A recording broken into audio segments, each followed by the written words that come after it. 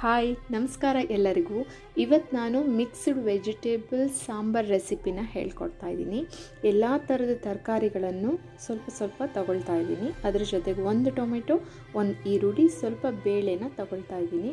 ಇಲ್ಲಿ ಎಲ್ಲ ತರಕಾರಿಗಳನ್ನು ಹೆಚ್ಚಿಟ್ಕೊಂಡಿದ್ದೀನಿ. ಕುಕ್ಕರಿಗೆ 2 ಸ್ಪೂನ್ ಎಣ್ಣೆ ಹಾಕೊಂಡ್ಬಿಟ್ಟು 1/4 ಟೀ ಸ್ಪೂನಷ್ಟು ಸಾಸಿವೆ ಹಾಕ್ಕೊಬಿಟ್ಟು ಸ್ವಲ್ಪ ಕರಿಬೇವನ್ನು ಹಾಕ್ಕೊಂಡ್ಬಿಟ್ಟು ಅದಾದ ನಂತರ ತರಕಾರಿ ಎಲ್ಲನ ಹಾಕೊಳ್ತಾ ಇದ್ದೀನಿ. ಇದನ್ನು ಒಂದು 5 ನಿಮಿಷದ ತನಕ ಹುರ್ಕೋಬೇಕಾಗುತ್ತೆ. ನಾವು 1 ಸ್ಪೂನಷ್ಟು ಉಪ್ಪು ಹಾಕ್ಕೊಂಡು ಹುರ್ಕೊಳ್ತಾ ಇದ್ದೀನಿ.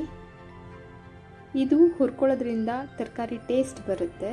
ತುಂಬ ರುಚಿಯಾದಂಥ ಸಾಂಬಾರು ರೆಡಿ ಆಗುತ್ತೆ. ಮುದ್ದೆಗಂತೂ ಸೂಪರ್ ಆದಂಥ ಸಾಂಬಾರು ಇದು. ಬೇಳೆನ ತೊಳ್ಕೊಂಡು ಇದಕ್ಕೆ ಹಾಕ್ಕೊಳ್ತಾ ಇದ್ದೀನಿ.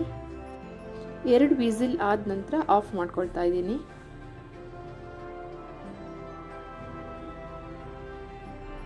ಇವಾಗ ನಾನು ಒಂದು ಬಾಣಲೆಯಲ್ಲಿ 4 ಬ್ಯಾಡಗಿ ಮೆಣಸು, 1-2-3 ಖಾರದ ಮೆಣಸು ಹಾಕ್ಕೊಂಡು ಹುರ್ಕೊಳ್ತಾ ಇದ್ದೀನಿ. ಸ್ವಲ್ಪ ಈರುಳ್ಳಿ ಹಾಕ್ಕೊಂಡಿದ್ದೀನಿ, 1-2 ಬೆಳ್ಳುಳ್ಳಿ ಎಸಳು ಹಾಕ್ಕೊಂಡಿದ್ದೀನಿ, 1 ಸ್ಪೂನಷ್ಟು ಧನಿಯಾ ಪೌಡ್ರ್ ಹಾಕ್ಕೊಂಡು ಸ್ವಲ್ಪ ಹುರ್ಕೊಳ್ತಾ ಇದ್ದೀನಿ.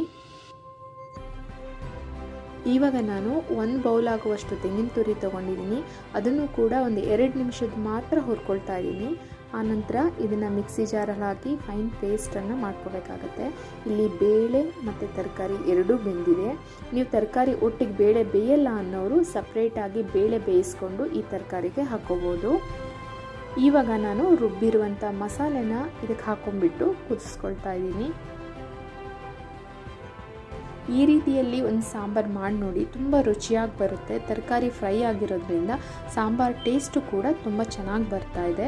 ಇದನ್ನು ಮುದ್ದೆ ಜೊತೆಗೆ ಅನ್ನದ ಜೊತೆಗೆ ಸೂಪರ್ ಆಗಿದೆ.